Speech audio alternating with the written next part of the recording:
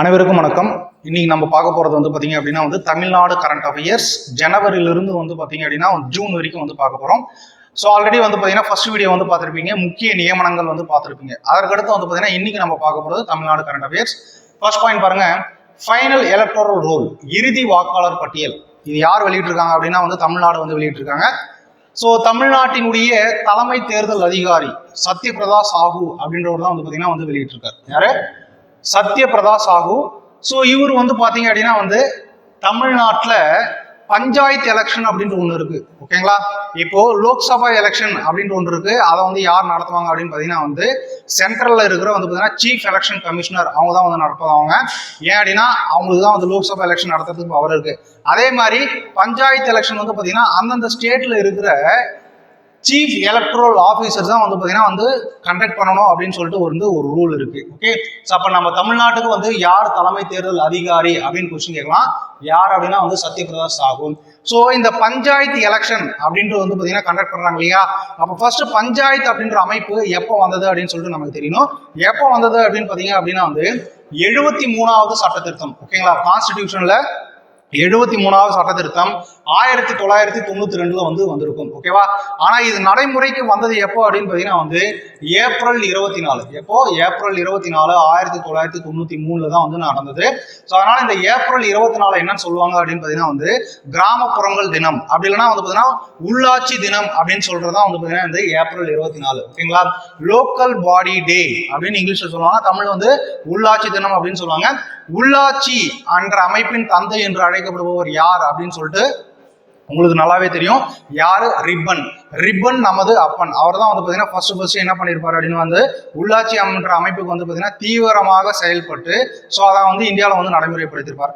So இந்த தலைமை தேர்தல் அதிகாரி வாக்காளர் லிஸ்ட் என்ன பண்ணிருக்காருன்னா வெளியிட்டிருக்காரு. எதற்காக வெளியிட்டிருக்காரு அப்படின்னா ஸோ நெக்ஸ்ட் இயர் பாத்தீங்க அப்படின்னா நமக்கு லோக்சபா எலெக்ஷன் நடக்க இருக்கு. எத்தனாவது லோக்சபா எலெக்ஷன் அப்படின்னு பாத்தீங்கன்னா 18வது லோக்சபா எலெக்ஷன். ஓகேவா?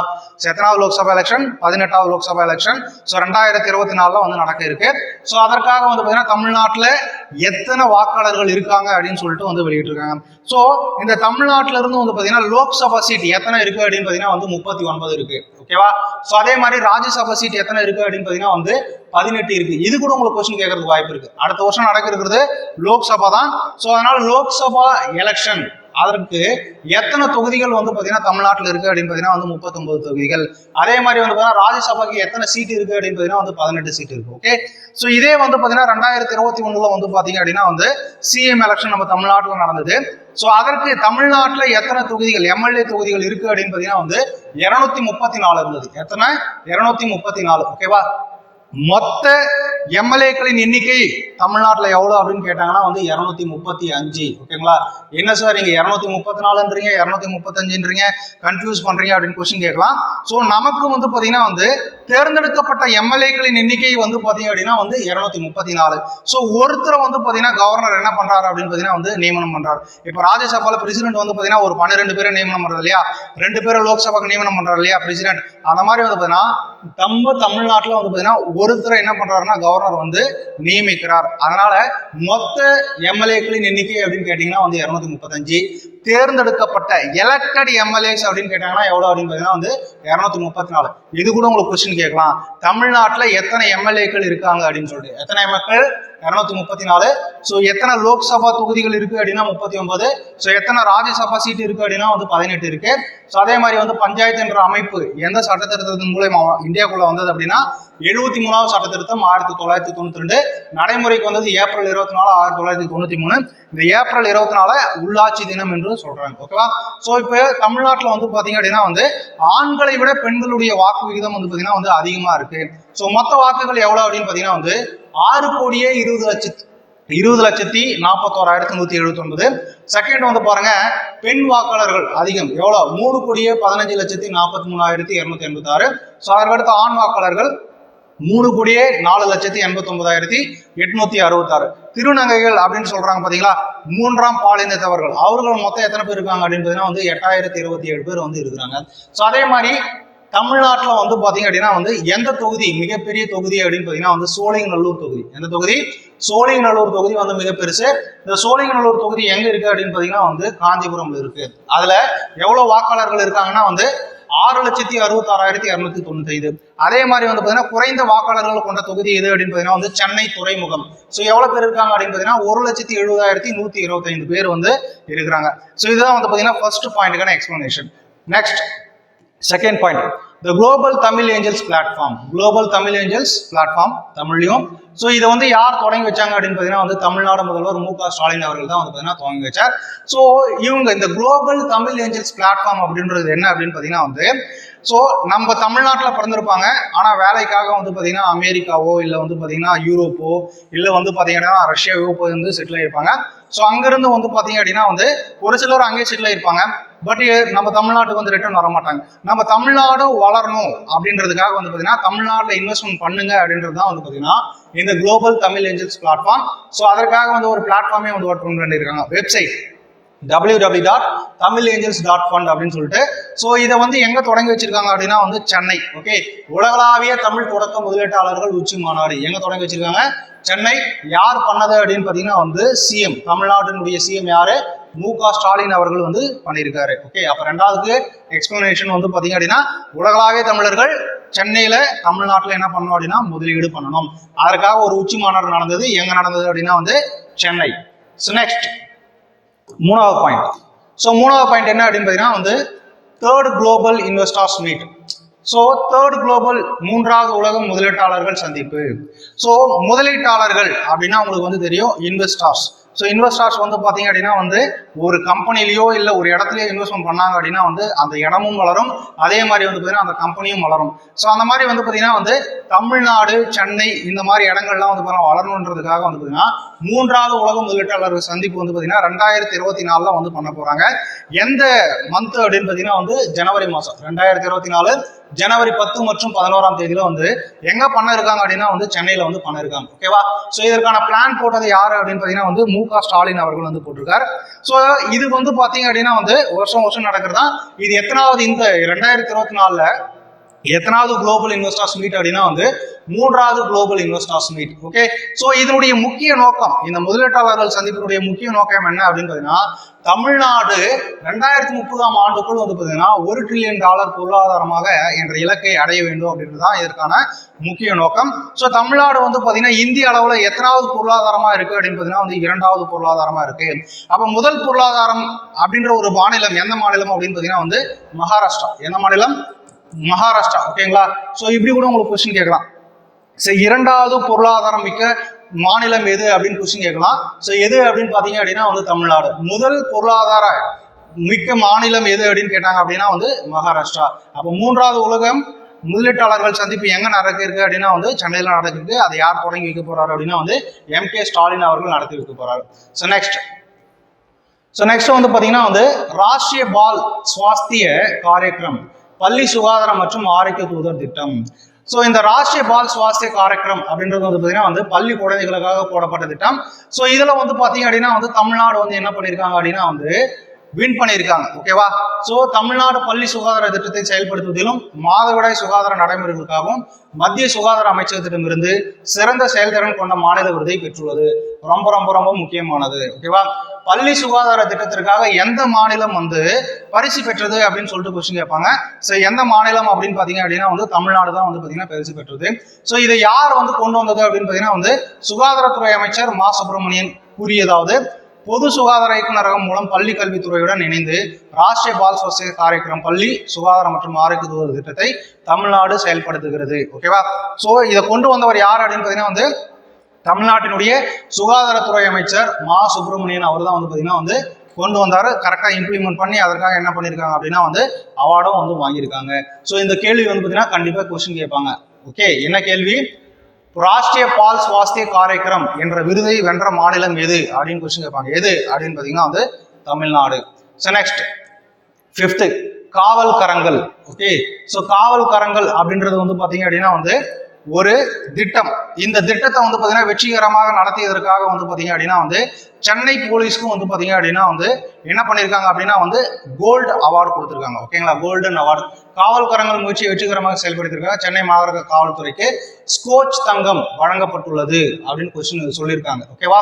அப்போ காவல் கரங்களுக்கு எந்த திட்டம் அப்படின்னு கொஸ்டின் கேட்கலாம். என்ன திட்டம் அப்படின்னு பாத்தீங்க அப்படின்னா வந்து இது சுகாதாரம், காவல் மற்றும் பாதுகாப்பு, நிர்வாகம், கைவினைப் பொருட்கள், விளையாட்டு மற்றும் சுகாதாரம் உள்ளிட்ட பல்வேறு அம்சங்களில் நல்ல நிர்வாகத்திற்காக ஆண்டுக்கு ஒவ்வொரு ஆண்டும் ஸ்கோச் விருது வழங்கப்படுகிறது. ஓகேவா? அப்ப காவல்காரங்கள் எதற்காக கொடுத்துருக்காங்க? சுகாதாரம், காவல் மற்றும் பாதுகாப்பு, நிர்வாகம், கைவினைப் பொருட்கள். ஸோ இதுல தமிழ்நாடு சிறந்து விளங்குனதுக்காக வந்து பாத்தீங்கன்னா தமிழ்நாடு சென்னை போலீஸ்க்கு வந்து பாத்தீங்க அப்படின்னா காவல்காரங்கள் இந்த திட்டத்திற்கு ஸ்கோச் தங்கம் விருது வழங்கப்பட்டுள்ளது. ரொம்ப ரொம்ப ரொம்ப முக்கியமானது. ஓகேவா? ஸோ கண்டிப்பா வந்து கொஸ்டின் கேட்பாங்க. சென்னை சிட்டி போலீஸ் தான் காவல்காரங்களுக்காக ஸ்கோச் தங்கம் வென்றது. நெக்ஸ்ட் 5வது India sports stem innovative centre, இந்தியாவின் முதல் ஸ்டெம் கண்டுபிடிப்பு மையம். கண்டிப்பா கொஸ்டின் கேட்கலாம். ஸோ இது எங்க கொண்டு வந்திருக்காங்க அப்படின்னு பாத்தீங்கன்னா வந்து யார் யார் கொண்டு வந்திருக்காங்கன்னா ஏஏஎஃப் இந்தியாவின் முதல் ஸ்டெம் கண்டுபிடிப்பு மையத்தை சென்னையில் திறந்து வைத்துள்ளது. எந்த இடம் அப்படின்னு கொஸ்டின். இந்தியாவின் முதல் ஸ்டெம் கண்டுபிடிப்பு மையம் எங்க அப்படின்னா வந்து சென்னை. ஸோ இது எதற்கு கீழே, எந்த திட்டத்தின் கீழே கொண்டு வந்திருக்காங்க அப்படின்னா வந்து வானவில் மன்றத்தின் திட்டத்தின் கீழ் வந்து திறந்து வைக்கப்பட்டுள்ளது. ஸோ இதன் மூலமா வந்து பாத்தீங்கன்னா குழந்தைகளுக்கு என்னென்ன கற்றுக் கொடுக்குறாங்க அப்படின்னு பாத்தீங்கன்னா வந்து ரோபாட்டிக்ஸ், ஏஐ, விண்வெளி தொழில்நுட்பம் மற்றும் ஸ்டெம் இன்குபேஷன் பணி நிலையம் ஆகியவற்றின் மூலம் மாணவர்களுக்கு ஒரு இடைநிற்றல் கற்றல் அணுகுமுறையை மையம் அறிமுகப்படுத்தியுள்ளது. ஓகேவா? ஸோ அப்போ ஸ்டெம் இன்னோவேஷன் சென்டர் மூலமா ரோபோட்டிக்ஸ் கற்றுக் கொடுக்குறாங்க. ஆர்டிபிஷியல் இன்டெலிஜென்ஸ், ஏஐ அப்படின்னா என்னது? ஆர்டிபிஷியல் இன்டெலிஜென்ஸ், செயற்கை நுண்ணறிவு, அதுக்கடுத்து விண்வெளி தொழில்நுட்பம். இது எல்லாமே வந்து பாத்தீங்க அப்படின்னா வந்து மாணவர்களுக்கு கற்றுக் கொடுப்பாங்க. ஓகேவா? இது எந்த திட்டத்தின் கீழ் வந்திருக்கு அப்படின்னா வந்து வானவில் மன்றத்தின் திட்டத்தின் கீழ் வந்திருக்கு. அப்போ இந்தியாவின் முதல் ஸ்டெம் கண்டுபிடிப்பு மையம் எங்க தொடங்க இருக்கு அப்படின்னு கொஸ்டின் கேட்டாங்க அப்படின்னா வந்து சென்னையில தொடங்க இருக்கு. எந்த திட்டத்தின் கீழ் அப்படின்னா வந்து வானவில் மன்றத்தின் திட்டத்தின் கீழ் கொண்டு வந்திருக்காங்க. நெக்ஸ்ட் அடுத்து புதுமை பெண் ஸ்கீம் பகுதி 2 கட்டம் 2. ஸோ புதுமை பெண் அப்படின்றது வந்து எதற்காக அப்படின்னு பாத்தீங்கன்னா வந்து ஏழை பெண் குழந்தைகளுக்காக கொண்டு வரப்பட்டதான் வந்து பாத்தீங்கன்னா வந்து புதுமை பெண் திட்டம். ஓகேங்களா? ஒரு சிலர் வந்து பாத்தீங்கன்னா வறுமையால என்ன பண்ணுவாங்க அப்படின்னு பாத்தீங்கன்னா வந்து படிப்பை அதாச்சும் வந்து பாத்தீங்கன்னா வந்து மேல படிக்க மாட்டாங்க. ஓகே, அவங்களுக்காக கொண்டு வந்த திட்டம் தான் வந்து பாத்தீங்கன்னா புதுமை பெண் திட்டம். ஸோ இதுல வந்து பாத்தீங்க அப்படின்னா வந்து ஃபர்ஸ்ட் கட்டம் முடிஞ்சிருச்சு. இப்போ எத்தனாவது கட்டம் அப்படின்னு பாத்தீங்கன்னா வந்து 2வது கட்டம். இந்த ஃபர்ஸ்ட் கட்டத்துல மொத்தம் எவ்வளவு பேர் வந்து பயனடைஞ்சிருக்காங்க அப்படின்னா வந்து 1.6 லட்சம் மாணவிகள் வந்து என்ன பண்ணிருக்காங்க அப்படின்னா பயனடைஞ்சிருக்காங்க.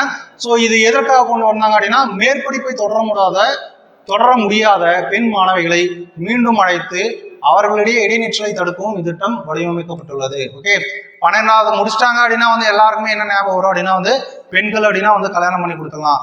ஸோ அப்படின்ற ஒரு தவறான ஒரு எண்ணத்தால வந்து நிறைய பேருடைய படிப்பு என்ன ஆகுது அப்படின்னா வந்து பாதிக்கப்படுது. ஸோ அதற்கு பதிலாக அதற்கு முக்கிய காரணமா என்னவா இருக்கும் அப்படின்னா வந்து வறுமை இருக்கும். ஏன்னா ஃபீஸ் கட்ட முடியாது, காலேஜுக்கு போறதுக்கெல்லாம் வந்து ஃபீஸ் கட்ட முடியாது. ஸோ இவங்க தமிழ்நாடு கவர்மெண்ட் என்ன பண்றாங்க அப்படின்னா வந்து ஸோ அவங்களுக்கு வந்து பாத்தீங்க அப்படின்னா மாசம் வந்து 1000 ரூபாய் வந்து கொடுக்குறாங்க. ஸோ இந்த புதுமை பெண் திட்டத்தின் மூலம் வந்து என்ன கொடுக்குறாங்க, மாசம் பட்டப்படிப்பு அல்லது டிப்ளமோ படிப்புகளை முடிக்கும் வரை மாதந்தோறும் எவ்வளவு கொடுக்குறாங்க அப்படின்னா வந்து 1000 ரூபாய் வந்து பாத்தீங்க அப்படின்னா கொடுக்குறாங்க. ஸோ அப்போ புதுமை பெண் திட்டம் எதனுடன் தொடர்புடையது அப்படின்னு கொஸ்டின் கேட்டாங்க அப்படின்னா வந்து இது பள்ளி மாணவர்களை மேற்படிப்பிற்காக வந்து பாத்தீங்கன்னா கொண்டு வரப்பட்டது. ஸோ இதற்கு வந்து பாத்தீங்கன்னா பட்டப்படிப்பு மற்றும் டிப்ளமோ படிக்கிறதுக்கு மாசம் வந்து பாத்தீங்கன்னா எவ்வளவு கொடுக்குறாங்க அப்படின்னா வந்து 1000 ரூபாய் வந்து கொடுக்குறாங்க. ஸோ நெக்ஸ்ட் அடுத்த point. So geographical indication take, புவியியல் குறியீடுகள், ஜிஐ குறியீடு. ஸோ புவியியல் குறியீடு உங்களுக்கு வந்து நல்லாவே தெரியும். ஸோ புவியியல் குறியீடு அப்படின்னா ஒண்ணுமே கிடையாது, ஒரு பர்டிகுலர் ஸ்பேஸ்ல மட்டும் விளையிறது. அதாச்சும் வந்து பார்த்தீங்கன்னா இப்போ திருப்பதி லட்டுன்னு ஒன்று இருக்கு. அந்த திருப்பதி லட்டு அப்படின்றத வந்து பார்த்தீங்க அப்படின்னா வந்து அந்த டேஸ்ட்டுக்கும் அதே மாதிரி அந்த பொருட்களை மட்டும் அங்கே மட்டும்தான் வச்சு செய்ய முடியும். அதுதான் வந்து பார்த்தீங்கன்னா வந்து ஒரு தனித்தன்மை வாய்ந்த ஒரு பொருள். ஸோ அதற்கு வந்து பார்த்தீங்கன்னா இந்த தனித்தன்மை வாய்ந்த பொருட்களுக்கெல்லாம் வந்து பார்த்தீங்கன்னா வந்து ஜியோகிராபிக்கல் இண்டிகேஷன் அப்படின்னு வந்து சொல்லுவாங்க. ஓகேவா? ஸோ அதுதான் ஜிஐ டேக் அப்படின்னு சொல்லுவாங்க. ஸோ அதற்கு வந்து ஒரு குறியீடு கொடுக்குறாங்க, இந்த பொருளா இங்கே தான் வந்து கிடைக்கும். இப்போ திருநெல்வேலி அல்வா, மதுரை மல்லி, அதே மாதிரி திருப்பதி லட்டு. ஸோ இதெல்லாம் வந்து பார்த்தீங்கன்னா அந்தந்த பகுதிகளுக்கு மட்டும்தான் ஃபேமஸ். அந்த மாதிரி வந்து பார்த்தீங்கன்னா வந்து ஜிஐ டேக் இப்போ வந்து பார்த்தீங்கன்னா ஒரு 2 எழுதி கொடுத்துருக்காங்க. எதுக்கு அப்படின்னு பார்த்தீங்கன்னா வெள்ளூர் முள்ளங்கி கத்திரி மற்றும் ராமநாதபுரம் முந்து மிளகாய். என்னது முண்டு மிளகாய் அப்படின்றதுக்கு வந்து பார்த்தீங்கன்னா ஜிஐ டேக் கொடுத்துருக்காங்க. ஸோ இது வரைக்கும் வந்து பார்த்தீங்கன்னா தமிழ்நாட்டில இருந்து எத்தனை பொருட்களுக்கு ஜிஐ டேக் கொடுத்துருக்காங்க அப்படின்னா வந்து கிட்டத்தட்ட வந்து 45 ஜிஐ பொருட்களுக்கு வந்து ஜிஐ டேக் கொடுத்துருக்காங்க. ஸோ கர்நாடகா எவ்வளோ இருக்கு அப்படின்னு பார்த்தீங்கன்னா வந்து 46. ஸோ தமிழ்நாடு இந்த ஜிஐ டேக் வாங்கினதுல எத்தனாவது பிளேஸ் இருக்கு அப்படின்னு பார்த்தீங்கன்னா வந்து 2வது பிளேஸ். ஸோ 3வது பிளேஸ் எது இருக்கு அப்படின்னு பார்த்தீங்கன்னா வந்து கேரளா. ஸோ மொத்தம் எத்தனை ப்ராடக்ட் அப்படின்னு பார்த்தீங்கன்னா வந்து 36 ப்ராடக்ட். ஸோ இது கூட கொஸ்டின் கேட்கலாம். ஸோ ஜிஐ டேக்ல ஃபர்ஸ்ட் ஸ்டேட் எது அப்படின்னு கொஸ்டின் கேட்டாங்கன்னா கர்நாடகா, செகண்ட் ஸ்டேட் எது அப்படின்னா வந்து தமிழ்நாடு, 3வது எது அப்படின்னு கேட்டாங்கன்னா வந்து உங்களுக்கு கேரளா. ஸோ நெக்ஸ்ட் அடுத்து 8வது point. So Keeladi museum. Okay, so Keeladi museum உங்களுக்கு நல்லாவே தெரிஞ்சிருக்கும். ஸோ நமக்கு வந்து ஹிஸ்டரியில படிச்சிருப்போம் சிந்து சமவெளி நாகரிகம் அப்படின்னு ஒன்று படிச்சிருப்போம். இந்த சிந்து சமவெளி நாகரிகம் எந்த ஆற்றங்கரையில் இருந்தது அப்படின்னு பார்த்தீங்கன்னா வந்து சிந்து ஆற்றங்கரையில் இருந்தது. ஸோ அந்த மாதிரி வந்து பார்த்தீங்க அப்படின்னா வந்து லெமூரிய காண்டம் அப்படின்னு ஒன்று இருக்கு, நீங்க தமிழ்ல படிச்சிருப்பீங்க. அந்த லெமூரிய காண்டம் தான் வந்து பார்த்தீங்கன்னா உலகிலேயே முதலாக தோன்றியது அப்படின்னு சொல்றாங்க. ஆனால் அது இப்போ எங்க இருக்கு அப்படின்னா வந்து கடலுக்கு அடியில் இருக்கு.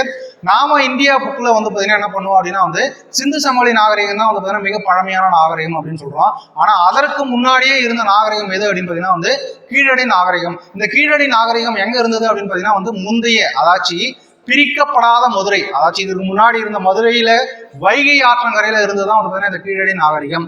ஸோ இந்த கீழடி நாகரிகம் வந்து பார்த்தீங்கன்னா வந்து பல்வேறு அகழ்வாய்வுகளை எடுத்து ஸோ அதை என்ன பண்ணியிருக்காங்க அப்படின்னா வந்து அந்த தொல் பொருட்களை வந்து பார்த்தீங்க அப்படின்னா கலெக்ட் பண்ணி வந்து ஒரு மியூசியம் மாதிரி ரெடி பண்ணி எம்.கே. ஸ்டாலின் அவர்கள் மியூசியம் மாதிரி ரெடி பண்ணி அதெல்லாம் மக்களுடைய பார்வைக்கு வந்து என்ன பண்ணியிருக்காருன்னா கொண்டு வந்து வச்சிருக்காரு. ஸோ அதான் இங்க வந்து நீங்க பாயிண்டா பார்ப்பீங்க கீழடி அருங்காட்சியகம். இது கொண்டு வந்தவர் யார் அப்படின்னா வந்து எம்.கே. ஸ்டாலின் அவர்கள்.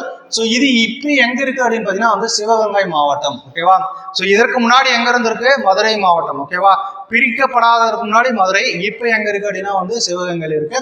ஸோ கீழடி அருங்காட்சியகம் ஓப்பன் பண்ணிருக்கேன். எத்தனை கோடி அப்படின்னா 18 கோடி. ஸோ மொத்தம் எத்தனை சதுர அடியில் இருக்கு அப்படின்னு பார்த்தீங்கன்னா வந்து 31,000 சதுர அடியில் இருக்கு. 10,000 கலைப்பொருட்களை வந்து என்ன பண்ணிருக்காங்க அப்படின்னு பார்த்தீங்கன்னா வந்து கொண்டு வந்து வச்சிருக்காங்க. ஓகே, இது எந்த ஆற்றங்கரையில் இருந்தது அப்படின்னு பார்த்தீங்கன்னா வந்து வைகை ஆற்றங்கரை. முந்தைய மதுரை மாவட்டத்தில் என்ன இருந்திருக்கு, இது இருந்திருக்கு. ஸோ உங்களுக்கு கொஸ்டினுக்கு எப்படி கேட்கலாம் அப்படின்னு பார்த்தீங்கன்னா வந்து கீழடி மியூசியம் எந்த மாவட்டத்தில் அமைந்துள்ளது அப்படின்னு கொஸ்டின் கேட்கலாம். எந்த மாவட்டம் அப்படின்னு பார்த்தீங்கன்னா வந்து சிவகங்கை மாவட்டம். அதே மாதிரி இந்த கீழடி பொருட்கள் வந்து பார்த்தீங்கன்னா எந்த ஆற்றங்கரையில் செழித்து வழங்கியது அப்படின்னு கொஸ்டின் கேட்டாங்க அப்படின்னா வந்து வைகை ஆற்றங்கரை அப்படின்னு சொல்லிட்டு சொல்லுங்க. நெக்ஸ்ட் ஃப்ரீ ட்ரைனிங் ப்ரோக்ராம், இலவச பயிற்சி திட்டம் ரொம்ப ரொம்ப முக்கியமானது. ஸோ இப்போ வந்து பார்த்தீங்கன்னா வந்து ஐஏஎஸ் ஐபிஎஸ் எக்ஸாம்ஸ் எல்லாம் படிப்பீங்க. அதே மாதிரி வந்து பார்த்தீங்கன்னா 12th முடிச்சுட்டு உடனே வந்து ஒரு சிலர்லாம் வந்து என்ன பண்ணுவீங்க அப்படின்னா வந்து ஐஐடி வந்து போக நினைப்பீங்க. அதே மாதிரி வந்து பார்த்தீங்கன்னா AIEEE அப்படின்ற ஒரு எக்ஸாம் எழுதி வந்து பார்த்தீங்க அப்படின்னா வந்து இந்தியாவில் இருக்கக்கூடிய டாப் யூனிவர்சிட்டி வந்து போகணும்னு நினைப்பீங்க. ஸோ அதற்காக வந்து பார்த்தீங்க அப்படின்னா வந்து ஃப்ரீ ட்ரைனிங் ப்ரோக்ராம் என்ன பண்ணியிருக்காங்க அப்படின்னா வந்து தமிழ்நாடு அரசாங்கம் என்ன பண்ணியிருக்காங்க இன்ட்ரடியூஸ் பண்ணியிருக்காங்க.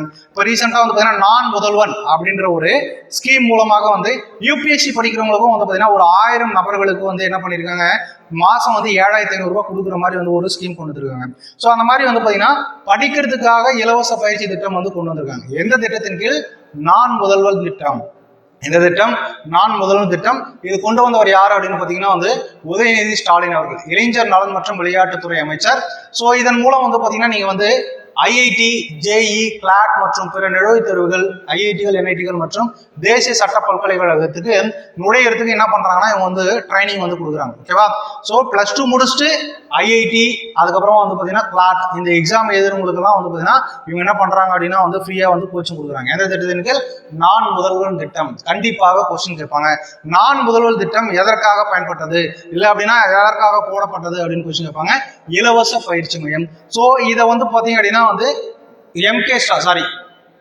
இவர் உதயநிதி ஸ்டாலின் அவர்கள் வந்து பாத்தீங்க அப்படின்னா வந்து நடைமுறைப்படுத்தும் போது உயர்கல்வித்துறை அமைச்சர் பொன்முடி அவர்களும் என்ன பண்ணிருக்காருன்னா வந்து கூட இருந்திருக்காரு. அப்ப நான் கல்வி நான் முதல்வன் திட்டம் அப்படின்னா வந்து இலவச பயிற்சி திட்டம், அதுதான் வந்து இங்க சொல்லியிருக்காங்க.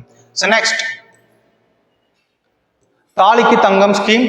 ஸோ தாலிக்கு தங்கம், ஸோ இது எதற்கு கொடுக்குறாங்க அப்படின்னு பார்த்தீங்கன்னா வந்து ஏழை பெண்களுக்கு வந்து பார்த்தீங்க அப்படின்னா வந்து திருமணம் ஆச்சு அப்படின்னா வந்து தாலிக்கு தங்கம் 4 கிராம் வந்து கொடுப்பாங்க. அதாச்சும் தாலி வந்து பார்த்தீங்கன்னா 4 கிராம் வந்து கொடுப்பாங்க. அதே மாதிரி வந்து பார்த்தீங்கன்னா 50,000 பொருட்கள். ஓகே, இந்த சீரெல்லாம் செய்வாங்க இல்லைங்களா, ஸோ அவங்களுக்கு அந்த மாதிரி வந்து பார்த்தீங்கன்னா ஒரு 50,000க்கு தேவையான பொருட்களை என்ன பண்ணி வச்சிருவாங்க அப்படின்னா வந்து வாங்கி வச்சிருவாங்க. ஸோ அந்த ஸ்கீம் வந்து பார்த்தீங்க அப்படின்னா கொண்டு வந்திருக்காங்க, தாலிக்கு தங்கம் திட்டம். ஸோ இது எந்த டிபார்ட்மெண்ட் கொண்டு வந்தது அப்படின்னு பார்த்தீங்கன்னா இந்து சமய மற்றும் அறநிலைய அறக்கட்டளை HR மற்றும் Hindu religious and charitable endowment தான் கொண்டு வந்திருக்காங்க. ஸோ இது வந்து பார்த்தீங்க அப்படின்னா எவ்வளோ பேருக்கு கொடுக்குறாங்க அப்படின்னு பார்த்தீங்கன்னா வந்து ஒரு குறிப்பிட்ட கிரைட்டீரியா வச்சிருக்காங்க. ஓகேங்களா, எத்தனை லட்சம் தான் சம்பாதிக்கணும், அதாச்சும் 2 லட்சத்துக்கு கீழே இருக்கிறோம். அதே மாதிரி வந்து பார்த்தீங்கன்னா ஒரு வருஷத்துக்குடைய இன்கம் எவ்வளோ அப்படின்னா 2 லட்சத்துக்கு கீழே இருக்கணும். அதே மாதிரி வந்து பார்த்தீங்கன்னா ஏழையா இருக்கணும். அவங்களுக்கு தான் என்ன பண்றாங்க அப்படின்னா இந்த தாலிக்கு தங்கம் திட்டம் வந்து கொடுக்குறாங்க. ஸோ எவ்வளோ அப்படின்னா 4 கிராம் தங்கம், அதே மாதிரி 50 ரூபாயான பொருட்களை வந்து என்ன பண்றாங்க தராங்க. ஸோ நெக்ஸ்ட் 12வது point, smile school childrens dental care program, புன்னகை பள்ளி குழந்தைகள் பல் பராமரிப்பு திட்டம். ஸோ இது வந்து சிம்பிள் தான். என்ன அப்படின்னு பார்த்தீங்கன்னா வந்து பற்களை ஆரோக்கியமாக வச்சிருக்கிறதுக்காக வந்து பள்ளி குழந்தைகளுக்காக கொண்டு வரப்பட்ட திட்டம் தான் வந்து பார்த்தீங்கன்னா இந்த புன்னகை. சுகாதாரத்துறை நந்தனத்தில் உள்ள அரசு பள்ளியில் மாணவர்களுக்கான புன்னகை வாய்வழி சுகாதார பரிசோதனை திட்டத்தை தொடங்கியது. ஓகே, சுகாதாரத்துறை கொஞ்ச நேரத்துக்கு முன்னாடி தான் பார்த்தோம். யார் அப்படின்னா வந்து சுப்பிரமணியன் அவர்கள் தான் வந்து பார்த்தீங்கன்னா அமைச்சராக இருக்கார். So next Booker prize long list for 2023, 2023க்கான புக்கர் பரிசு நீண்ட பட்டியல். ஃபர்ஸ்ட் புக்கர் பரிசு அப்படின்னா என்னன்னு தெரியணும். இந்த புக்கர் பரிசு எதற்காக கொடுக்குறாங்க அப்படின்னு பார்த்தீங்கன்னா வந்து இங்கிலீஷ் நாவல், ஓகேவா, இங்கிலீஷ் நாவலுக்காக கொடுக்கக்கூடிய பிரைஸ் தான் வந்து பார்த்தீங்கன்னா புக்கர் பிரைஸ். ஸோ இது எங்கேருந்து கொடுக்குறாங்க அப்படின்னு பார்த்தீங்கன்னா வந்து லண்டன்ல இருந்து வந்து கொடுக்குறாங்க. இதுல நம்ம தமிழ்நாட்டில் வந்து பார்த்தீங்கன்னா பெருமாள் முருகன் அப்படின்ற ஒருத்தர் வந்து பார்த்தீங்க அப்படின்னா ஒரு புக் எழுதியிருக்காரு. அந்த புக்கினுடைய பேர் வந்து பார்த்தீங்கன்னா புக்குழி அப்படின்ற ஒரு புக்கு. ஸோ அது எதை பத்தி பேசுது அப்படின்னு பார்த்தீங்கன்னா வந்து 1980களில் வந்து பார்த்தீங்க அப்படின்னா 2 வெவ்வேறு சாதிகளை சார்ந்த காதலர்கள் வந்து பார்த்தீங்கன்னா காதலிச்சு அதுக்கப்புறம் வந்து பார்த்தீங்கன்னா வந்து கல்யாணம் பண்றாங்களா இல்லையான்னு தெரியல. ஆனா வந்து பாத்தீங்க அப்படின்னா வந்து அவங்க 2 பேரும் சேரும் போது அவங்க என்ன பண்றாங்கன்னா வந்து ஆணவ படுகொலை வந்து பண்றாங்க. ஸோ அதனால வந்து பாத்தீங்க அப்படின்னா வந்து அந்த புக்கை எழுதினவர் யாரு, பெருமாள் முருகன். அதை ஒருத்தர் வந்து என்ன பண்ணியிருக்காரு அப்படின்னா வந்து பைரி அப்படின்னு சொல்லிட்டு இங்கிலீஷ்ல வந்து டிரான்ஸ்லேட் பண்ணியிருக்காரு. அந்த புக்குடைய நேம் வந்து என்ன இருக்கு அப்படின்னு பார்த்தீங்கன்னா வந்து புக்கர் லிஸ்ட்ல வந்து பார்த்தீங்கன்னா ஒரு லாங் லிஸ்ட் விடுவாங்க பார்த்தீங்களா. ஸோ அதாச்சும் வந்து பார்த்தீங்கன்னா அவார்டு கொடுக்கறதுக்கு முன்னாடி லாங்காக ஒரு லிஸ்ட், அந்த லிஸ்ட்ல வந்து பார்த்தீங்கன்னா அவருடைய பேர் இருக்கு. யார் அந்த பைரி அப்படின்ற ஒரு புக்கை எழுதினவர் யார் அப்படின்னா அனிருத்தன் வாசுதேவன் அப்படின்றவர் தான் எழுதியிருக்காரு. யாரு, அனிருத்தன் வாசுதேவன் தான் எழுதியிருக்காரு. அந்த புக்கு பேர் வந்து பார்த்தீங்கன்னா பைரி. ஸோ அதனுடைய உண்மையான ஃபர்ஸ்ட் தமிழ் படைப்பு என்ன அப்படின்னு பார்த்தீங்கன்னா வந்து புக்குழி. என்னது, புக்குழி. அதை எழுதினவர் யார் அப்படின்னு பார்த்தீங்கன்னா வந்து பெருமாள் முருகன். இதை நீங்க வந்து 2 ஆங்கிள் பார்க்கலாம். புக்குழி என்ற புத்தகத்தின் ஆசிரியர் யார் அப்படின்னு கொஸ்டின்லாம், யார் அப்படின்னா வந்து பெருமாள் முருகன். ஸோ அதே மாதிரி வந்து பார்த்தீங்கன்னா பைரி என்ற புத்தகத்தின் ஆசிரியர் யார் அப்படின்னு கேட்டாங்க அப்படின்னா வந்து அனிருத்தன் வாசுதேவன். ஆனா அந்த பைரி என்ற புத்தகத்தினுடைய மூல நூல் அது அப்படி எது அப்படின்னு கேட்டாங்கன்னா வந்து புக்குழி. அதை எழுதினவ யாரு, பெருமாள் முருகன். இது வந்து பாத்தீங்கன்னா இன்னும் ஃபைனல் ஆகல, அந்த லிஸ்ட்ல என்ன பண்ணிருக்காங்க அப்படின்னா கொண்டு வந்திருக்காங்க. இதுதான் வந்து 13th point. Next 14th. So தந்தை பெரியார் வைல்ட் லைஃப் சாங்சுரி, தந்தை பெரியார் வனவிலங்கு சரணாலயம் ரொம்ப ரொம்ப ரொம்ப ரொம்ப முக்கியமானது, கண்டிப்பாக எதிர்பார்க்கலாம். ஓகேவா. ஸோ இப்போ வந்து நீங்க தமிழ் புக்ல படிச்சிருப்பீங்க, ஒரு காட்டின் குறியீடாக எது இருக்கு அப்படின்னு பாத்தீங்கன்னா வந்து புலி இருக்கு. ஏன் புலி இருக்கு அப்படின்னு பாத்தீங்கன்னா வந்து புலி வந்து பாத்தீங்கன்னா தன்னை சுத்தி வந்து பாத்தீங்கன்னா ஒரு 3 கிலோமீட்டருக்கு வந்து பாத்தீங்கன்னா எந்த ஆட்களையும் வந்து நடமாட வைக்காது. ஓகேவா. ஸோ புலி அப்ப அந்த 3 கிலோமீட்டருக்குள்ள வந்து என்ன இருக்கும் அப்படின்னு பாத்தீங்கன்னா வந்து காடு வந்து மிக செழிப்பா இருக்கும். காடு செழிப்பா இருந்தா வந்து என்ன ஆகும் அப்படின்னு பாத்தீங்கன்னா வந்து மழை வரும். மழை செழிப்பா இருந்தா வந்து பாத்தீங்கன்னா விவசாயம் வந்து பெருகும். இப்போ புலியே இல்லை அப்படின்னா வந்து என்ன ஆயிடும் அப்படின்னு பாத்தீங்கன்னா வந்து காட்டை வந்து என்ன பண்ணிடுவாங்க, மனுஷங்க வந்து அழிச்சிருவாங்க. அப்புறம் வந்து மழை வராது, விவசாயமும் நடக்காது. அதனால வந்து பாத்தீங்க அப்படின்னா வந்து வனவிலங்குகள் அதை வந்து நம்ம கண்டிப்பா என்ன பண்ணணும் அப்படின்னா வந்து பாதுகாக்கணும். ஸோ அதற்காக வந்து பாத்தீங்க அப்படின்னா இந்திய அரசாங்கமும் சரி, ஸோ அதே மாதிரி வந்து பாத்தீங்கன்னா தமிழ்நாடு அரசாங்கமும் சரி வனவிலங்கு பாதுகாப்பு சட்டம் 1972 அப்படின்ட்டு ஒன்று இருக்கு. ஓகேவா. ஸோ அதன்படி தான் வந்து பாத்தீங்கன்னா எல்லா வனவிலங்கு சரணாலயங்களும் பாதுகாத்துட்டு இருக்காங்க. தமிழ்நாட்டில் வந்து பாத்தீங்கன்னா வந்து தந்தை பெரியார் வனவிலங்கு சரணாலயம் அப்படின்னு சொல்லிட்டு ஒன்று ஓபன் பண்ணியிருக்காங்க. எங்க அப்படின்னு பாத்தீங்கன்னா வந்து ஈரோட்ல வந்து ஓபன் பண்ணியிருக்காங்க. எங்க, தந்தை பெரியார் வனவிலங்கு சரணாலயம் மாநிலத்தின் 18வது வனவிலங்கு சரணாலயம். இதுதான் ரொம்ப ரொம்ப முக்கியமானது. ஸோ இது 2 ஆங்கிள் கொஸ்டின் கேட்கலாம். தந்தை பெரியார் வனவிலங்கு சரணாலயம் எங்க இருக்கு, ஈரோடு. அப்படின்னா தமிழ்நாட்டின் 18வது வனவிலங்கு சரணாலயம் எது அப்படின்னு கேட்டாங்கன்னா வந்து தந்தை பெரியார் வனவிலங்கு சரணாலயம். இது எங்க இருக்கு அப்படின்னா வந்து ஈரோடு மாவட்டத்தில் அந்தியூர் மற்றும் கோபிச்செட்டிப்பாளையம் தாலுகாக்களில் 80,567 ஹெக்டார் பரப்பளவில் பரவியுள்ளது. ஓகே. அப்போ 14th பாயிண்ட்டுக்கான எக்ஸ்பிளனேஷன் இதுதான். Next 15th point, PM mega integrated textile regions and apparel, PM Mitra, PM mega ஒருங்கிணைந்த ஜவுளி பகுதிகள் மற்றும் ஆடைகள், PM மித்ரா. ஸோ இது வந்து பாத்தீங்க அப்படின்னா PM மெகா ஒருங்கிணைந்த ஜவுளி பகுதிகள் மற்றும் ஆடைகள் அப்படின்னு சொல்றாங்க. இப்போ வந்து பாத்தீங்க அப்படின்னா வந்து நீங்க திருப்பூர் எடுத்துக்கோங்களேன். ஸோ திருப்பூர்ல வந்து பாத்தீங்க அப்படின்னா அந்த ஆடைகள் எல்லாமே வந்து பாத்தீங்கன்னா ஃபைனல் பண்றது எல்லாம் வந்து ஒரே இடத்துல இருக்கு இல்லையா. ஸோ அந்த மாதிரி வந்து பாத்தீங்கன்னா வந்து மத்திய அரசாங்கத்தின் சார்பாக PM மித்ரா அப்படின்னு சொல்லிட்டு ஒரு ப்ரோக்ராம் வந்து கொண்டு வந்திருக்காங்க, ஒரு திட்டம். அந்த ரீசன் படி பாத்தீங்க அப்படின்னா வந்து நெசவு தொழிலை மேம்படுத்துவதற்காக வந்து இப்போ ஃபேக்டரி எல்லாம் இருக்கு இல்லைங்களா, சிப்காட் அப்படின்றது வந்து பாத்தீங்கன்னா தொழிற்சாலைகள்லாம் இருக்கும்ல, அந்த மாதிரி வந்து பாத்தீங்கன்னா நெசவு தொழிலுக்காக கொண்டு வந்தது தான் இந்த PM மித்ரா. ஸோ இந்தியாவில் மொத்தம் எத்தனை இடத்துல கொண்டு வந்திருக்காங்கன்னா வந்து 7 இடத்துல கொண்டு வந்திருக்காங்க. அதுல வந்து ஃபர்ஸ்ட் இடம் எது அப்படின்னு பாத்தீங்கன்னா வந்து தமிழ்நாடு தான். ஸோ தமிழ்நாட்டில் எந்த இடம் அப்படின்னு பாத்தீங்கன்னா வந்து இந்தியாவின் முதல் PM ஒருங்கிணைந்த ஜவுளி பகுதிகள் மற்றும் ஆடைகள் பூங்கா தமிழ்நாட்டின் விருதுநகர் மாவட்டம் குமாரலிங்கபுரம் கிராமத்துல என்ன பண்ண வராங்கன்னா கொண்டு வர போறாங்க. ஓகேவா. ஸோ நெசவு தொழில்களுக்காக ஒரு ஃபேக்டரி மாதிரி வந்து கொண்டு வராங்க. இந்நிகழ்ச்சியில் தமிழக முதல்வர் மு க ஸ்டாலின் மற்றும் மத்திய வர்த்தக மற்றும் தொழில்துறை அமைச்சர் பியூஷ் கோயல் இவங்க 2 பேரும் சேர்ந்து தான் வந்து இதை வந்து ஓபன் பண்ணாங்க. ஓகேவா.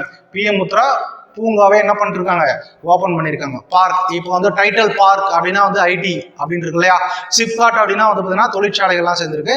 அப்போ PM மித்ரா அப்படின்னா வந்து பாத்தீங்கன்னா நெசவு ஆடைகள் தயாரிக்கக்கூடிய ஒரு கம்பெனிகள்லாம் வந்து அந்த இடத்துல இருக்கும். ஸோ இந்தியாவில் மொத்தம் எத்தனை இடம், 7 இடம். ஸோ தமிழ்நாட்டில் விருதுநகரத்துல குமாரலிங்கபுரம் அப்படின்ற இடத்துல வந்து இருக்க போகுது. ஸோ நெக்ஸ்ட் வைக்கோம் சத்தியாகிரகா தமிழ்நாடு. ஸோ வைக்கோம் சத்தியாகிரகம் உங்களுக்கு நல்லாவே தெரியும். இது வந்து எங்க நடந்தது அப்படின்னு பார்த்தீங்கன்னா வந்து கேரளாவில் நடந்தது. ஓகே.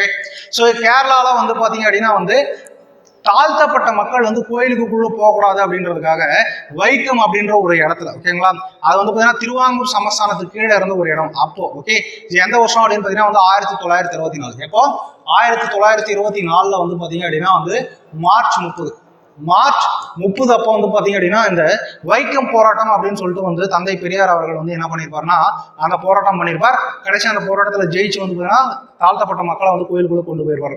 ஸோ அதனுடைய 100ஆண்டு விழா வந்து பாத்தீங்க அப்படின்னா வந்து இந்த வருஷம் வந்து கொண்டாடுறோம். ஓகே, 2023 100ஆண்டு விழா வந்து கொண்டாடுறோம். ஸோ அதற்காக வந்து பாத்தீங்க அப்படின்னா வந்து ஸ்டாலின் அவர்கள் என்ன பண்றாருன்னா இந்த வைக்கம் சத்தியாகிரகத்தை வந்து கொண்டாடி இருக்காரு. மார்ச் 30 அன்று வைக்கம் சத்தியாகிரகத்தில் 100ஆண்டு விழாவை நினைவு கூறும் வகையில் ஓராண்டு முழுவதும் கொண்டாடப்படும் என்று முதல்வர் மு க ஸ்டாலின் அறிவித்தார். ஓகேவா. இதுதான் ரொம்ப ரொம்ப முக்கியமானது. யார் அறிவிச்சிருக்காங்க அப்படின்னா மு க ஸ்டாலின் ஒருத்தர் அறிவிச்சிருக்காரு. ஸோ அவரு கூட சேர்ந்து வந்து பாத்தீங்கன்னா ஸ்டாலின் அவர்கள் கூட சேர்ந்து வந்து பாத்தீங்கன்னா பினராயி விஜயன், ஸோ கேரளாவுடைய முதலமைச்சரும் வந்து பாத்தீங்கன்னா இந்த 100ஆண்டு விழாவை கொண்டாடுறதா வந்து பாத்தீங்கன்னா அறிவிச்சிருக்காரு. அப்போ 16வது பாயிண்ட் வந்து பாத்தீங்கன்னா வந்து வைக்கம் சத்தியாகிரகம் 100ஆண்டு விழா கொண்டாட போறாங்க. கண்டிப்பா கொஸ்டின் கேட்பாங்க. ஒரு விஷயம் நடந்து 50வது வருஷம் 75வது வருஷம் அதுக்கப்புறம் 100வது வருஷம் நடந்துச்சு அப்படின்னா கண்டிப்பா அதுல இருந்து என்ன நடக்கும் அப்படின்னா வந்து கொஸ்டின் கேட்பாங்க. ஸோ அப்போ 16வது பாயிண்ட் எக்ஸ்பிளனேஷன் இதுதான். ஸோ நெக்ஸ்ட் 17வது. So Tamil Nadu city gas distribution policy 2023. Tamil Nadu நகர எரிவாயு விநியோக கொள்கை 2023. ஸோ இப்போ சிலிண்டர் விலை எல்லாம் வந்து பாத்தீங்க அப்படின்னா வந்து விண்ணை தொடும் அளவுக்கு வந்து பாத்தீங்கன்னா எட்டிட்டு இருக்கு. ஸோ அதற்காக வந்து பாத்தீங்க அப்படின்னா மத்திய அரசாங்கமும் வந்து பாத்தீங்கன்னா சப்சிடி கொடுக்குறாங்க. சப்சிடினா என்ன, மானியம். அதே மாதிரி வந்து பாத்தீங்கன்னா மாநில அரசாங்கம் தமிழ்நாடும் வந்து பாத்தீங்க அப்படின்னா சப்சிடி கொடுக்கலாம் அப்படின்னு சொல்லிட்டு கொண்டு வந்த திட்டம் தான் வந்து பாத்தீங்கன்னா தமிழ்நாடு நகர எரிவாயு விநியோக கொள்கை திட்டம். ஸோ இது வந்து பாத்தீங்க அப்படின்னா தமிழ்நாட்டில் இருக்கிற அனைத்து மாவட்டங்களுக்கும் வந்து பாத்தீங்கன்னா எரிவாயு விநியோகம் வந்து செயல்படுத்தணும் அப்படின்றதான் வந்து பாத்தீங்கன்னா இந்த திட்டத்தினுடைய நோக்கம். ஓகே. சிட்டி எரிவாயு விநியோகம் கொள்கை 2023 இயற்கை எரிவாயுவை பசுமை மற்றும் சுத்தமான எரிபொருளாக மாநிலம் ஏற்றுக்கொள்வதை ஊக்குவிக்கிறது. இது அனைத்து மாவட்டங்களையும் உள்ளடக்கும் வகையில் மாநிலத்தில் எரிவாயு வலையமைப்பை விரிவுபடுத்துவதற்கும் மாநிலம் முழுவதும் வீடுகளுக்கு குழாய் மூலம் இயற்கை எரிவாயு விநியோகத்தை விரிவுபடுத்துவதற்கும் சாலை வரைபடத்தை அமைக்கிறது. ஓகேவா. ஸோ இயற்கையா கொடுக்கக்கூடிய எரிவாயு அதை தான் வந்து பாத்தீங்கன்னா என்ன பண்றாங்கன்னா வந்து தமிழ்நாட்டில் உள்ள அனைத்து மாவட்டங்களுக்கும் வந்து என்ன பண்றாங்கன்னா வந்து கொடுத்துருக்காங்க. ஸோ 17வது எக்ஸ்பிளனேஷன் இது. ஸோ நெக்ஸ்ட் 18வது பாயிண்ட். ஸோ 18வது Tamil Nadu organic farming policy 2023. Tamil Nadu இயற்கை விவசாய கொள்கை 2023. ஸோ நம்ம எல்லாமே வந்து பாத்தீங்கன்னா இப்போ செயற்கையை நோக்கி போயிட்டு இருக்கோம். யாரும் வந்து பாத்தீங்க அப்படின்னா ஸோ நெக்ஸ்ட் பாருங்க, தமிழ்நாடு இயற்கை விவசாய கொள்கை 2023. ஸோ நம்ம எல்லாருமே வந்து பாத்தீங்க அப்படின்னா வந்து செயற்கையை நோக்கி தான் போயிட்டு இருக்கோம். எல்லாமே வந்து ஆர்டிபிஷியல் ஆயிடுச்சு. இயற்கையை நம்ம என்ன பண்றது கிடையாது அப்படின்னு பாத்தீங்கன்னா வந்து இருக்கிறதே கிடையாது. ஓகே. ஃபாஸ்ட் ஃபுட்ல இருந்து ஃபாஸ்ட் ஃபுட், பீஸா, பர்கர் அப்படின்ட்டு போக ஆரம்பிச்சிட்டோம். ஸோ திணை வகைகளாக வந்து பார்த்தீங்கன்னா நம்ம என்ன பண்ணுறது அப்படின்னா வந்து திணை வகைகளையோ இல்லை பயிர் வகைகளையோ இயற்கையாக கொடுக்கக்கூடிய பயிர் வகைகளோ நம்ம என்ன பண்ணுறது இல்லை, இது பண்ணிக்கிறதுல. ஸோ அதற்காக விழிப்புணர்வு ஏற்படுத்துறதுக்காக வந்து ஐநாவும் வந்து பார்த்தீங்கன்னா சர்வதேச திணைகள் ஆண்டா 2023 அறிவிச்சிருக்காங்க. இது கூட உங்களுக்கு கொஸ்டின் கேட்கலாம். இன்டர்நேஷனல் இயர் ஆஃப் மில்லட்ஸ் அப்படின்றத அறிவிச்சது யார் அப்படின்னா வந்து யுஎன். எந்த வருஷத்தை அறிவிச்சிருக்காங்க அப்படின்னு பார்த்தீங்கன்னா 2023. ஓகேங்களா? ஸோ திணைகள் ஆண்டு, திணைகள் சாப்பிட்டோம் அப்படின்னா நமக்கு வந்து பார்த்தீங்கன்னா ஹெல்த் இருக்கும். ஸோ அது வந்து பார்த்தீங்கன்னா ஒரு இயற்கையான பொருள். அந்த மாதிரி தமிழ்நாடு வந்து பார்த்தீங்கன்னா இயற்கை விவசாய கொள்கையை வந்து பார்த்தீங்கன்னா கொண்டு வந்திருக்காங்க. ஸோ இதில் என்ன பண்ணுறாங்க அப்படின்னா வந்து மாநிலத்தில் ரசாயனமற்ற இயற்கை விவசாயத்தை ஆதரிப்பதற்கும் மக்களுக்கு பாதுகாப்பான உணவை வழங்குவதற்கும் தமிழ்நாடு இயற்கை வேளாண்மை கொள்கை 2023 மார்ச் 14 மாநில அரசு வெளியிட்டது.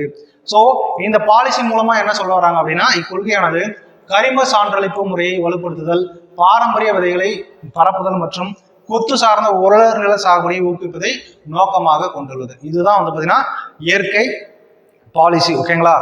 So next the second Vande Bharat express, இரண்டாவது வந்தே பாரத் எக்ஸ்பிரஸ். இந்த வந்தே பாரத் அப்படின்றது வந்து பார்த்தீங்கன்னா ஒரு ட்ரெயின். ஓகேவா? ஸோ இது வந்து பார்த்தீங்க அப்படின்னா வந்து முழுக்க உள்நாட்டிலேயே, அதாவது இந்தியாவிலேயே தயாரிக்கப்பட்டது. ஸோ இதை வந்து பார்த்தீங்க அப்படின்னா வந்து இந்த ஃபர்ஸ்ட் வந்தே பாரத் எக்ஸ்பிரஸ், அதாச்சும் சவுத்தில் வந்து பார்த்தீங்கன்னா ஃபர்ஸ்ட் வந்தே பாரத் எக்ஸ்பிரஸ் எங்கிருந்து ஸ்டார்ட் ஆச்சு அப்படின்னு பார்த்தீங்கன்னா வந்து சென்னை, பெங்களூர், மைசூர் இந்த ரூட்டுக்கு வந்து விட்டுட்டாங்க. இப்போ செகண்ட் வந்தே பாரத் எக்ஸ்பிரஸ் எங்க இருந்து விட்டுருக்காங்க அப்படின்னு பார்த்தீங்கன்னா வந்து எம்ஜிஆர், அதாச்சும் வந்து சென்னை டு கோயம்புத்தூர் வந்து பார்த்தீங்கன்னா செகண்ட் வந்தே பாரத் ட்ரெயின் வந்து விட போறாங்க. ஓகேவா? அதுதான் இங்க வந்து பாயிண்டா கொடுத்துருக்காங்க. ஸோ இது 2 கொஸ்டினா கேட்கலாம்.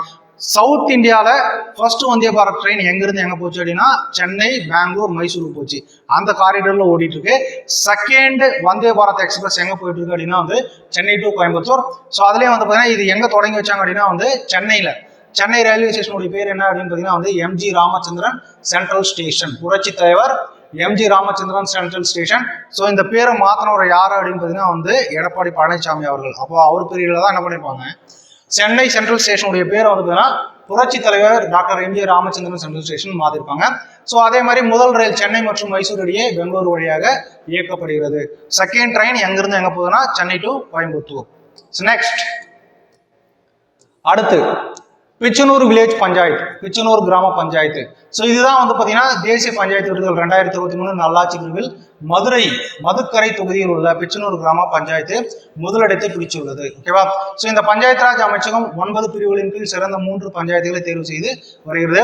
ஸோ புதுடில்லி ஏப்ரல் 2024 தேசிய பஞ்சாயத்து ராஜ் திவாஸ் அந்த நாளில் என்ன பண்ணியிருக்காங்க அப்படின்னா வந்து இந்தியாவின் சிறந்த கிராமமாக எதை கொடுத்துருக்காங்க அப்படின்னு பார்த்தீங்கன்னா வந்து பிச்சனூர் கிராம பஞ்சாயத்து கொடுத்துருக்காங்க. எந்த நாள்ல? ஏப்ரல் 24. கொஞ்ச நேரத்துக்கு முன்னாடி சொன்னா. ஸோ ஏப்ரல் 24 என்னன்னு சொல்லிடுவாங்க, உள்ளாட்சி தினம். ஸோ இங்க வந்து பார்த்தீங்கன்னா தேசிய பஞ்சாயத்து ராஜ் திவாஸ் அப்படின்னு சொல்லியிருக்காங்க. ஏன்னா இந்த டேட்ல தான் வந்து என்ன வந்தது அப்படின்னு பார்த்தீங்கன்னா பஞ்சாயத்து ராஜ் என்ற அமைப்பு நடைமுறைக்கு வந்தது. எந்த வருஷம்? 1993. ஓகே, கண்டிப்பா கொஸ்டின் கேட்பாங்க. பிச்சனூர் கிராம பஞ்சாயத்து எதுல வந்து வின் பண்ணிருக்கு அப்படின்னு கொஸ்டின் கேட்பாங்க. எதுல வின் பண்ணிருக்கு அப்படின்னு பார்த்தீங்கன்னா வந்து தேசிய பஞ்சாயத்து விருதுகள்ல வின் பண்ணியிருக்காங்க. Next GI take. கொஞ்ச நேரத்துக்கு முன்னாடி தான் பார்த்தேன் ஜிஐ குறியீடு.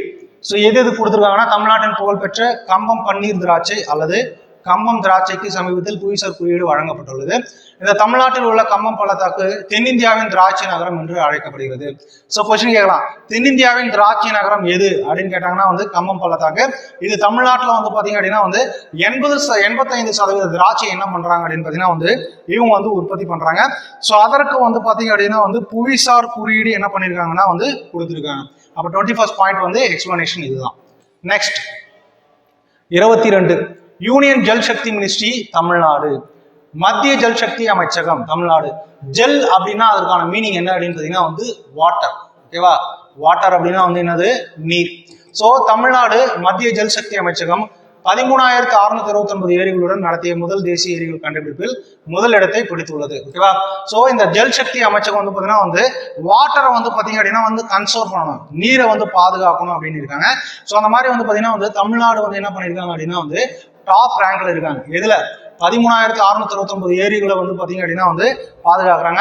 அதே மாதிரி வந்து பார்த்தீங்க அப்படின்னா ஏப்ரல் 23 வெளியிட்ட கண்டுபிடிப்புகளில் ஆந்திரா, ஒடிசா மற்றும் இமாச்சல பிரதேசத்துக்கு அடுத்தபடியாக நீர்த்தேக்கங்களின் எண்ணிக்கையில் 4வது இடத்தில் தமிழ்நாடு உள்ளதை காட்டுகிறது. ஓகே, ஸோ நீர்த்தேக்கத்துல தமிழ்நாடு எத்தனாவது இடம் அப்படின்னு பார்த்தீங்க அப்படின்னா வந்து 4வது இடத்துல இருக்கு. ஃபர்ஸ்ட் எது அப்படின்னு பார்த்தீங்கன்னா ஆந்திரா, செகண்ட் ஒடிசா, 3வது வந்து பார்த்தீங்க அப்படின்னா இமாச்சல பிரதேசம்.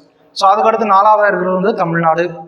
இந்த திட்டம், இந்த ஜல் சக்தி அப்படின்ற ஒரு திட்டம் எப்போ கொண்டு வந்தாங்க அப்படின்னா வந்து 2019 கொண்டு வந்தாங்க.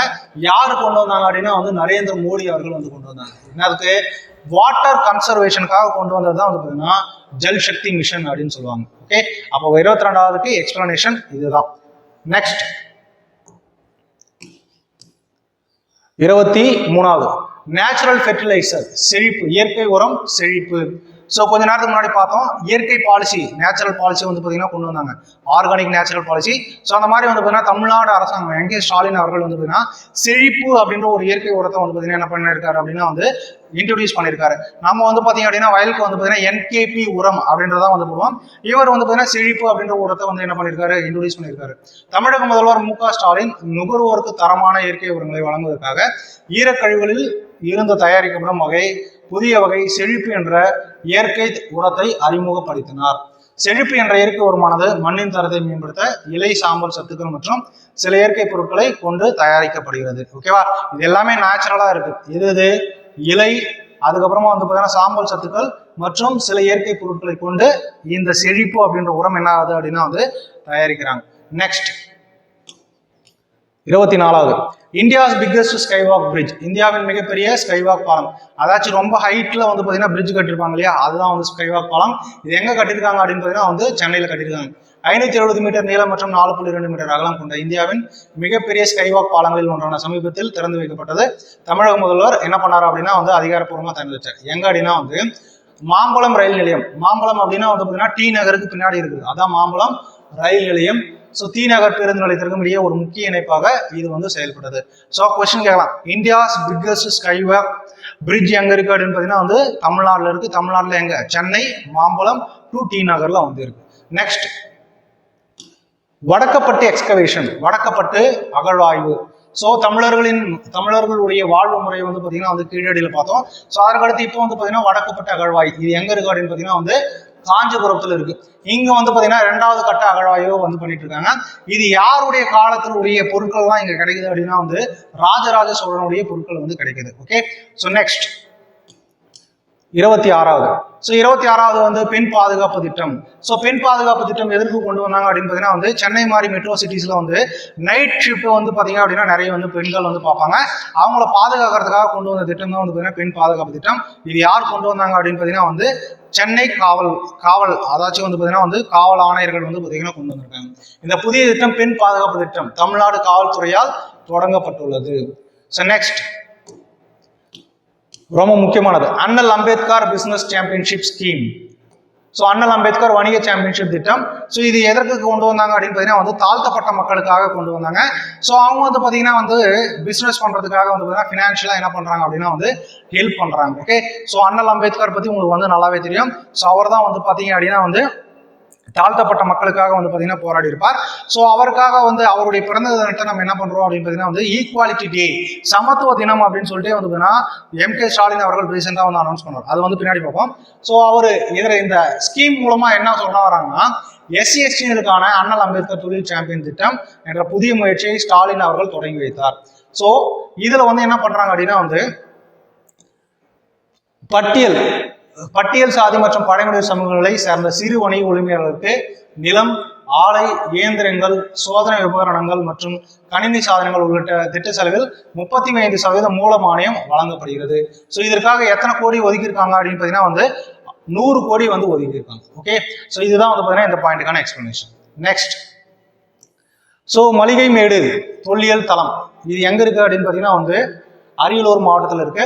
ஸோ இது வந்து பார்த்தீங்க அப்படின்னா வந்து சோழர்களுக்கும் சீனர்களுக்கும் இடையிலான வர்த்தக தொடர்புகளை வந்து வெளிப்படுத்துகிறது. ஓகே, அப்போ மளிகைமேடு தொழில் தளம் எதை பத்தி வெளிப்படுத்துது அப்படின்னா வந்து சோழர்களுக்கும் சீனாவுக்கும் இடையிலான வர்த்தக தொடர்பை வெளிப்படுத்துது.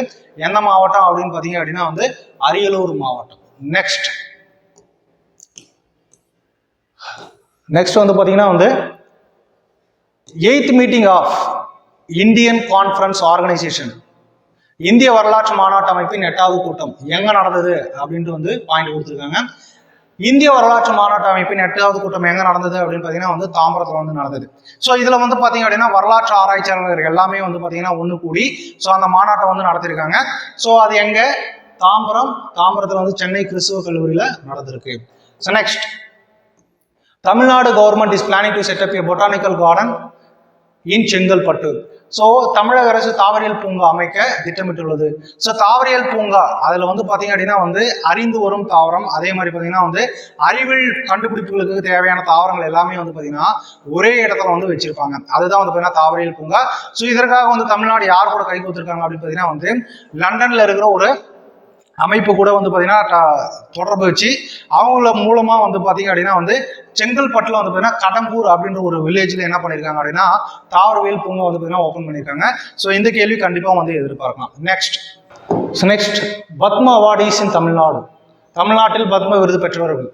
ஸோ இந்த பத்ம விருதுகள் அப்படின்றத வந்து பார்த்தீங்க அப்படின்னா ஒவ்வொரு வருஷமும் வந்து குடியரசு தினம், ஓகே, அப்போ வந்து பார்த்தீங்கன்னா ஜனவரி மாதம் என்ன பண்ணுவாங்க அப்படின்னா வந்து குடியரசுத் தலைவர் அவர்கள் என்ன பண்ணுவாங்க, அனௌன்ஸ் பண்ணுவாங்க. ஸோ அதை எப்போ கொடுப்பாங்க அப்படின்னு பார்த்தீங்கன்னா வந்து மார்ச் ஆர் ஏப்ரல் வந்து கொடுப்பாங்க. இந்த பத்ம அவார்டுகள் வந்து பார்த்தீங்க அப்படின்னா ஒரு குடிமகனுக்கு வழங்கக்கூடிய வந்து 2வது விருதுகள், 3வது விருது, 4வது விருதாக இருக்கு. அப்போ ஒரு குடிமகனுக்கு வழங்கக்கூடிய உயர்ந்த விருது எது அப்படின்னு பார்த்தீங்கன்னா வந்து Bharat Ratna. So first award எது அப்படின்னு பார்த்தீங்கன்னா வந்து பாரத ரத்னா. 2வது உயர்ந்த அவார்டு எது அப்படின்னு பார்த்தீங்கன்னா பத்ம விபூஷன். 3வது உயர்ந்த விருது எது அப்படின்னா பத்ம பூஷன். 4வது உயர்ந்த விருது எது அப்படின்னா பத்மஸ்ரீ. இது எல்லாமே இந்த 4 அவார்டும் எந்த வருஷம் போட்டு வச்சாங்க அப்படின்னா 1954. இதுல பாரத ரத்னா விருது யார் ஃபர்ஸ்ட் பெற்றாங்க அப்படின்னா வந்து மொத்தம் 3 பேர் பெற்றிருக்காங்க. உங்களுக்கு தெரிஞ்சது வந்து சி ராஜகோபாலாச்சாரி, அவர் மட்டும் தான் தெரியும். மற்ற பேர் யார் அப்படின்னா வந்து சர்வப்பள்ளி ராதாகிருஷ்ணன், அவரும் வந்து பெற்றிருக்கார். சர்வப்பள்ளி ராதாகிருஷ்ணன் யாரு, துணை குடியரசுத் தலைவராக இருந்து குடியரசுத் தலைவரானவர். அதே மாதிரி வந்து சர் சி வி ராமன், அறிவியலுக்காக நோபல் பரிசு பெற்றார் இல்லைங்களா, அவருக்கும் வந்து பாத்தீங்கன்னா வந்து 1954 தான் என்ன பண்ணிருப்பாங்கன்னா வந்து பாரத ரத்னா அவார்டு கொடுத்துருப்பாங்க. இந்த வருஷம் தமிழ்நாட்டில இருந்து மொத்தம் எத்தனை பேர் வந்து பாரத ரத்னா அவார்டு வாங்கியிருக்காங்க அப்படின்னா, பாரத ரத்னா கிடையாது, பத்ம விருதுகள் வாங்கியிருக்காங்க அப்படின்னா வந்து ஒரு 6 பேர் வாங்கியிருக்காங்க. ஸோ அதில் முக்கியமானவங்க வந்து பார்த்தீங்கன்னா ஒரு 3 பேர். யார் அப்படின்னு பார்த்தீங்கன்னா வந்து வாணி ஜெயராம். ஸோ வாணி ஜெயராம் அப்படின்றவங்க வந்து பார்த்தீங்கன்னா வந்து வேலூர் மாவட்டத்தை சேர்ந்தவங்க. இவங்க வந்து ஒரு பின்னணி பாடகி, கிட்டத்தட்ட வந்து ஒரு 10,000 பாடல்கள் வந்து பாடியிருக்காங்க. அவங்களுக்கு வந்து பார்த்தீங்க அப்படின்னா வந்து 3வது உயர்ந்த விருதான பத்ம பூஷன் விருது வந்து என்ன பண்ணியிருக்காங்கன்னா வந்து கொடுத்துருக்காங்க. ஸோ நெக்ஸ்ட் வந்து பார்த்தீங்க அப்படின்னா வந்து இருளர் இனத்தை சார்ந்த மாசி சடையன் மற்றும் வடிவேல் கோபால், இவங்களுக்கு வந்து பாத்தீங்கன்னா என்ன பண்ணிருக்காங்க அப்படின்னா பத்மஸ்ரீ விருது. பத்மஸ்ரீ அப்படின்றது வந்து பாத்தீங்கன்னா 4வது உயர்ந்த விருது, அதை வந்து கொடுத்துருக்காங்க. இவங்க எந்த கம்யூனிட்டி அப்படின்னா வந்து இருளர் கம்யூனிட்டி, ஓகேவா. ஸோ இவங்க உலகம் முழுவதும் போயிட்டு வந்து பார்த்தீங்க அப்படின்னா வந்து விஷமாக இருக்கக்கூடிய பாம்புகளெல்லாம் பிடிச்சு வந்து பார்த்தீங்கன்னா பாதுகாப்பான இடத்துல வந்து கொண்டு போய் விடுறாங்க. ஸோ பாம்பு பிடிக்கிறதுல வந்து பார்த்தீங்கன்னா இவங்க வந்து எக்ஸ்பர்ட்ஸ். ஸோ இது 2 பேரையும் வந்து பார்த்தீங்கன்னா கண்டிப்பாக கொஸ்டின் கேட்பாங்க. வாணி ஜெயராம் என்ன அவார்டு வாங்கியிருக்காங்க அப்படின்னு கொஸ்டின் கேட்கலாம். அப்படி இல்லைன்னா வடிவேல் கோபால் மற்றும் மாசி சடையன் என்ன துறையில வந்து பாத்தீங்க எந்த அவார்டு வாங்கியிருக்காங்கன்னு கேட்கலாம். எது அப்படின்னா பத்மஸ்ரீ. வாணி ஜெயராம் அப்படின்னு வந்து பாத்தீங்கன்னா பத்ம பூஷன் அவார்டு வந்து வாங்கியிருக்காங்க. ஸோ நெக்ஸ்ட், ஸோ அதுக்கடுத்து வந்து பாத்தீங்க அப்படின்னா வந்து புதுமை பெண் திட்டம். ஸோ இப்போதான் நம்ம வந்து பார்த்தோம், ஓகேங்களா. ஸோ புதுமை பெண் அப்படின்னா வந்து பார்த்தீங்கன்னா ஏழை பள்ளி மாணவிகளுக்கு வந்து பார்த்தீங்க அப்படின்னா வந்து அரசாங்கம் வந்து பார்த்தீங்க அப்படின்னா வந்து பட்டப்படிப்பிற்காகவும் அதே மாதிரி டிப்ளமோ படிப்பிற்காகவும் வந்து பார்த்தீங்கன்னா 1000 ரூபாய் கொடுப்பாங்க. ஓகே, எல்லாருமே கொடுக்க மாட்டாங்க, அதுக்குன்னு ஒரு செலக்டிவ் கிரைட்டீரியா வச்சிருப்பாங்க, ஓகேங்களா. அவங்கள செலக்ட் பண்ணி அவங்களுக்கு மட்டும் தான் வந்து பார்த்தீங்கன்னா வந்து கொடுப்பாங்க. ஸோ அதனுடைய இன்னொரு பேர் என்ன அப்படின்னு பார்த்தீங்கன்னா வந்து Moovalur Ramamirtham Ammaiyar higher education assurance scheme. Moovalur Ramamirtham Ammaiyar உயர்கல்வி உறுதி திட்டம் அப்படின்றத வந்து புதுமை பெண் திட்டத்தினுடைய இன்னொரு பேர், ஓகேவா. ஸோ நெக்ஸ்ட் வந்து பாத்தீங்க அப்படின்னா வந்து best police station in India எது அப்படின்னு பாத்தீங்க அப்படின்னா வந்து ஒடிசா கஞ்சம் டிஸ்ட்ரிக்ட்ல வந்து பாத்தீங்கன்னா அஸ்கா போலீஸ் ஸ்டேஷன் அப்படின்னு சொல்லுவாங்க.